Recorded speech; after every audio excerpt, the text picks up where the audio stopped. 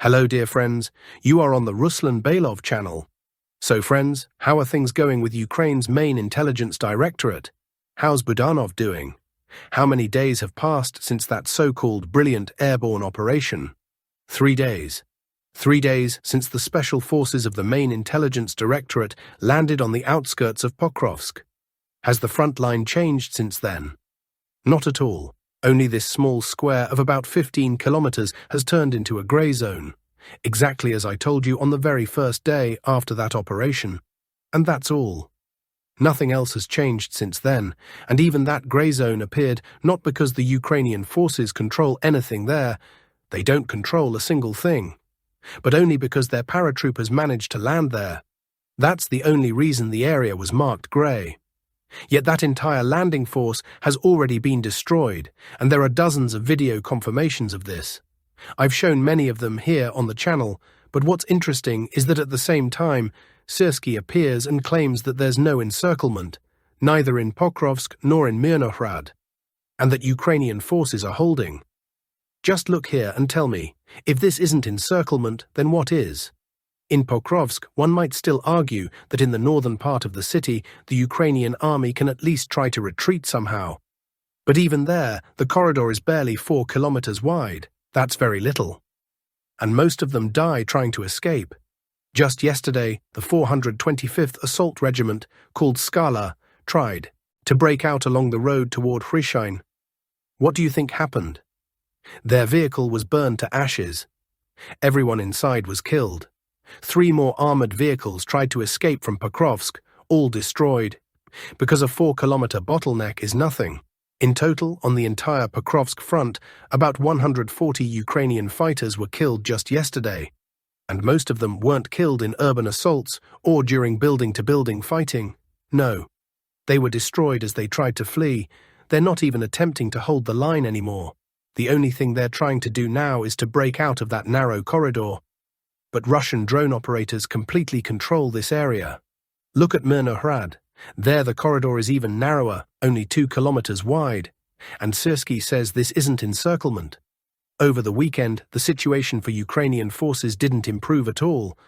On the contrary, it worsened.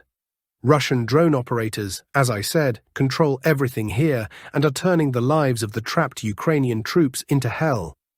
I have footage straight from Pokrovsk, filmed by a Ukrainian soldier himself. He and his comrade are hiding in a house just beyond the railway in the northern part of the city. They hide as Russian drones strike the house one after another, 1, 2, 3, 5 hits, flushing them out. The Ukrainian fighters are shouting over the radio that it's over for them. And this is happening everywhere in Pokrovsk. And again, that's just the northern part, where Russian control is still less dense. So imagine what's happening in the center or the south. In the south, Ukrainian forces have already lost all control completely. Full clearance operations are underway. Russian soldiers are already walking around checking the documents of civilians remaining in Pokrovsk. That only happens when control is 100% established. So you can imagine what's happening in the center, to those Ukrainian fighters who are completely surrounded. Reports from the ground, confirmed by the Russian Defense Ministry, say some Ukrainian groups have finally come to their senses and started raising white flags, surrendering. For example, here's the village of Suky Yar. It's not yet recolored on the maps, but over the weekend, on Saturday to be precise, it came under full Russian control. Once objective control footage is released, map makers will mark it properly. How did it happen? You can see the front's configuration yourself. The village hadn't been supplied by land for a long time. It was impossible. Every attempt to deliver anything was burned out. They supplied it for a while with cargo drones, bringing ammunition, food, and water. But once the Pokrovsk situation collapsed for Ukraine, they simply abandoned Suky Yar. And since Russian forces completely control the skies there, drone deliveries stopped as well. The Ukrainian garrison sat there for several days without water, without food, and with their ammunition nearly gone. On Saturday, a group of 12 Ukrainian soldiers raised white flags and surrendered. A few others refused and chose to fight. They were simply eliminated. That's the reality. But in Zelensky's and Syrsky's world, everything's fine. Everything's under control, no encirclement, cities are holding, all is wonderful. Well, fine, let's look at the map again in a couple of weeks. So, Pokrovsk is clear, let's move on. Positive signals are coming from the area of responsibility of the Vostok group, from both the Dnipropetrovsk and Zaporizhia regions. To clarify, because it's been the weekend, we don't yet have objective control footage. But I have contacts there, from both the Julyipole section and the Dnipropetrovsk region. So I'll just tell you what I know. It's up to you whether to trust it or not. First, the village of US-Venezuela. Fighting continues there, but at the time of this recording, about 90% of the village is already under Russian control. Meaning, final battles are ongoing, and perhaps by the time you watch this video, it's already fully taken, and footage with Russian flags appears. Things are moving fast, very dynamically, but still, the village is large, and even for the remaining 10% controlled by Ukrainian troops, it will take some time. Still, if the Russian army finishes US-Venezuela within this week, then I don't want to jump too far ahead, but there's a real chance that by the end of the month, the troops will reach Julyipole. Because while the distance isn't small, between US-Venezuela and Julyipole, there are only 4 villages: Novo Pavlivka, Novoye, Ravnopilia, and Yablukove, and as you can see on the map, these are very small settlements. Novo Pavlivka, just one street about 1 kilometer long. Novoye, slightly bigger, 2 kilometers. Ravnopilia, 4 streets and some farm buildings. Yablukove, again, 1 street, about 1 kilometer long. That's all that separates Russian forces from Julyipole. Knowing the Vostok group and their pace, I don't think these 4 villages will be any serious obstacle. As for the area of Rybnoy, as far as I know, it's already under Russian control, and final house-to-house clearing is underway. From Rybnoy, small units are already advancing toward the settlement of Sladkoye. In general, the prospects for the Julyipole direction in November look very good. Now to the Dnipropetrovsk region. The situation there is somewhat tougher. Heavy battles continue in the village of Danilivka, a strategically important spot because it's adjacent to the Pokrovsk-Julyipole highway. Control over the village means control over the road. I also have footage from there, again filmed by a Ukrainian soldier himself, running around in panic, shouting, "How do I get out of here?" Well, I'll tell you how. There are only 2 ways, either in a black bag if you keep resisting, or with a white flag if you surrender and wait to be taken. No other options. You can try to flee, of course, but in that case, your own men will likely turn you into a 200, or the Russian drone operators will, because they fully control the area as well. Meanwhile, as far as I know, there are no Ukrainian troops left in the village of Hai. They've pulled back toward Otradna.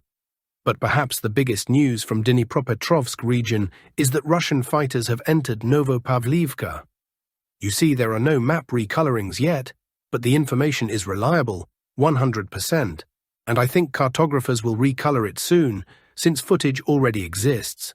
Look, from the Filia direction, the troops advanced 3 kilometers and entered Novo Pavlivka, consolidating on the southern outskirts of the village. That is very surprising, because personally I expected the battles for such a large village to start only in January. Let me explain why.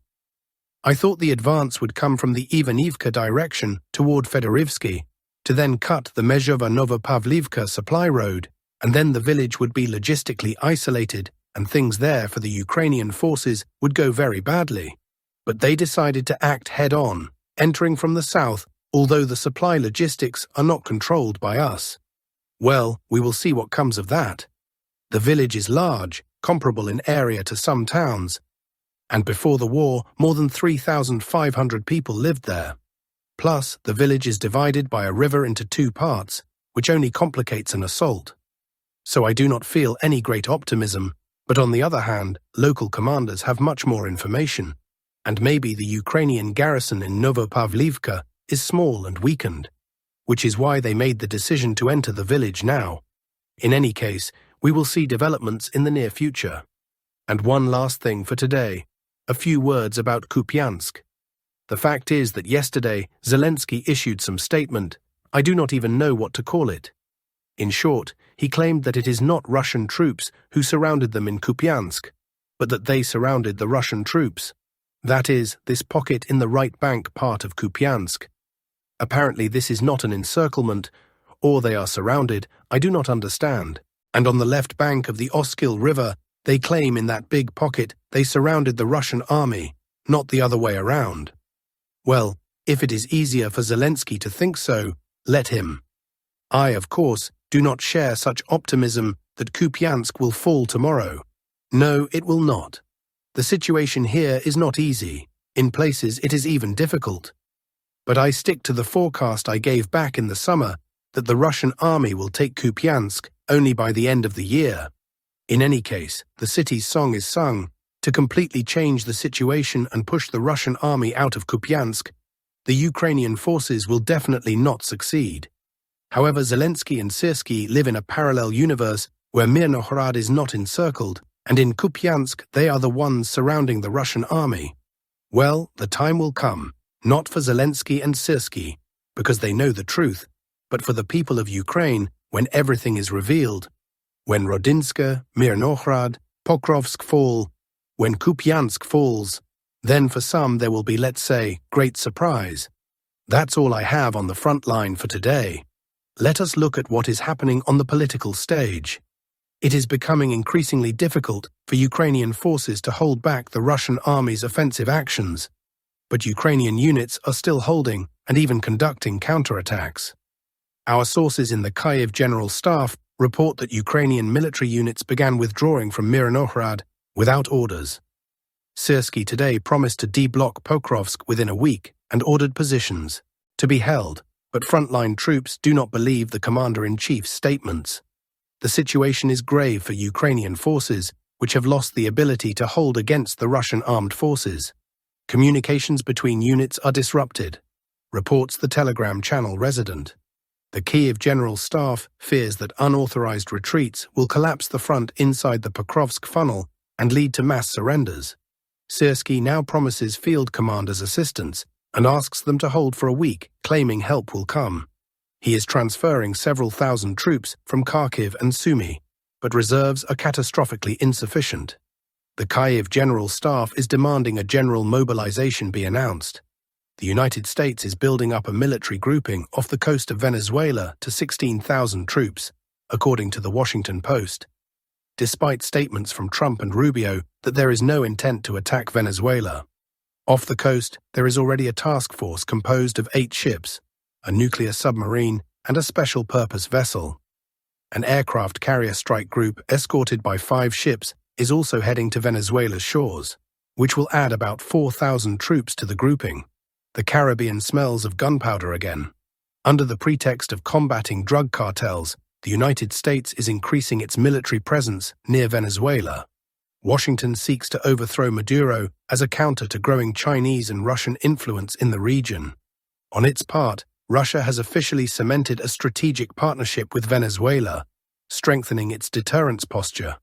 The world is closing in the way it did during the Cuban Missile Crisis.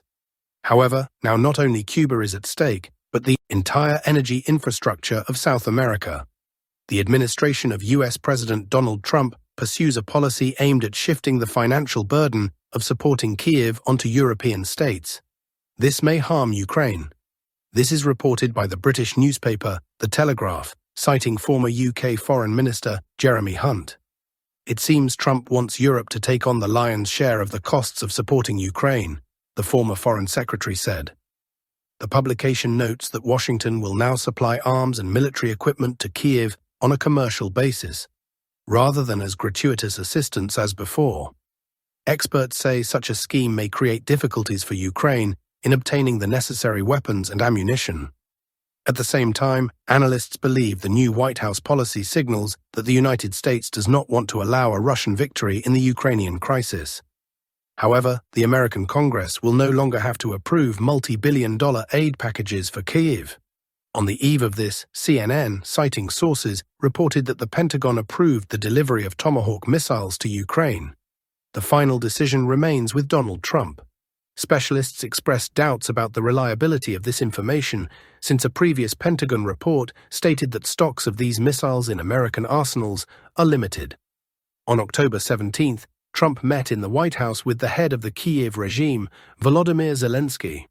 According to Axios, Zelensky inquired about the possibility of obtaining Tomahawk cruise missiles, but received a categorical refusal. On October 23, the American leader stated that only the United States can use Tomahawks, and they will not launch missiles into Russian territory. Moreover, according to Trump, American military specialists will not train anyone to use this weapon. Russian President Vladimir Putin previously noted that Ukraine's use of Tomahawks would mean direct US involvement in the conflict, since their launch is impossible without participation of American professional military personnel. He also added that transferring the missiles to Kyiv would not change the situation on the battlefield, but would inflict significant damage on Russia-US relations. That's all for today, my friends. Thank you for watching and staying with us. Make sure to subscribe, share your thoughts in the comments, and stay tuned. More updates are coming very soon. Take care and see you in the next report.